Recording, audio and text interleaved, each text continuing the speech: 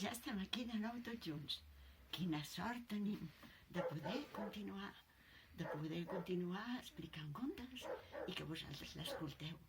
Qui sap si això us farà que després en tingueu moltes ganes de contar-los vosaltres, als pares o als vostres germans. Mireu, aquest és un conte que tenia moltes ganes d'explicar i que avui he agafat a la prestatgeria perquè avui ha arribat la primavera i així és com es diu el conte. És un conte que ens ve del Japó.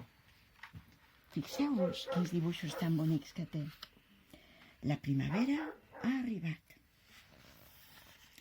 La neu es fon. La terra està humida. I l'herba comença a néixer. Les flors s'obren. I l'herba creix. El vent bufa. La tormenta esclata. És l'època de la collita. La neu torna a caure i els nens juguen. El món dorm.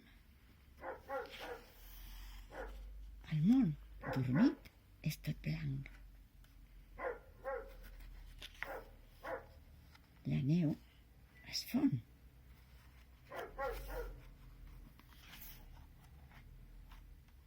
I el vedell ha crescut.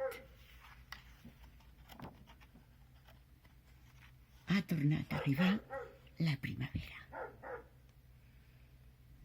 I contat ja està acabat. I si voleu i us ha agradat, ja sabeu, aixequem les mans com si fossin papallones. Fins aviat.